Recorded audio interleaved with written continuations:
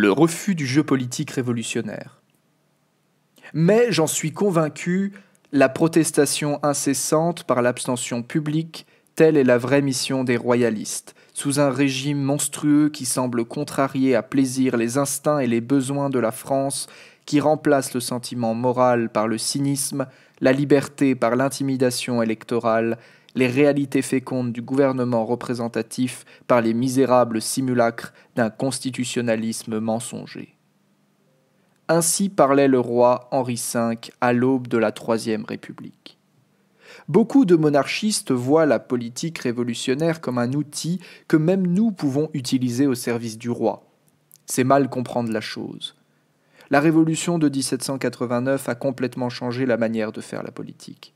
Constitution, parlement, élections, campagne, partis politiques, tout ce système a été conçu dans un esprit révolutionnaire avec pour fonction de défendre la révolution.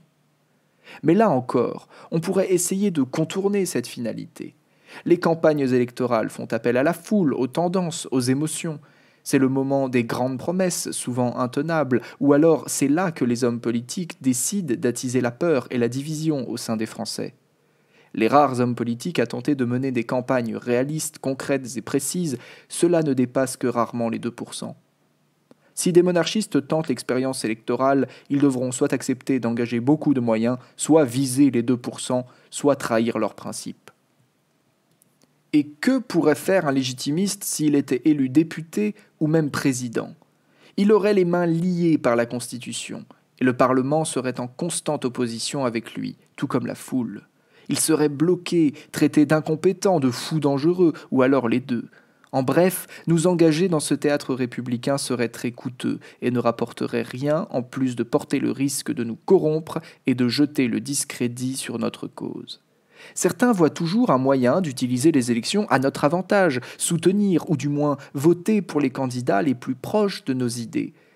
C'est oublier que l'intégralité des candidats s'oppose au roi, à la France traditionnelle et au règne social de Jésus-Christ. Ils s'opposent tous à l'influence de l'Église catholique et sont laïcards.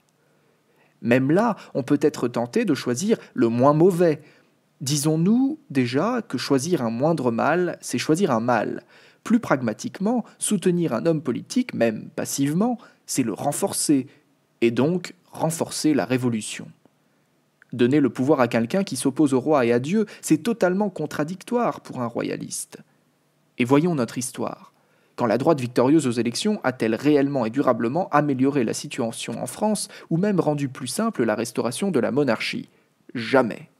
La droite au pouvoir ne sert que de transition à la gauche qui n'a eu de cesse de gagner du terrain dans la société et dans les esprits depuis la Révolution.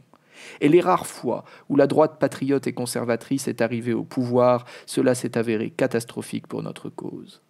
En 1873, ce sont des hommes de droite qui rendent impossible la restauration d'Henri V. Et en 1958, c'est le général de Gaulle qui renforce grandement la République en donnant plus de pouvoir au président. Ce sont des hommes de droite, oui, mais la droite de la Révolution. Sortons donc de ce jeu politique révolutionnaire, soutenons le roi et refusons toute compromission, toute corruption, tout pessimisme et abandon, pour que vive le roi à bas la République, ses institutions et ses élections.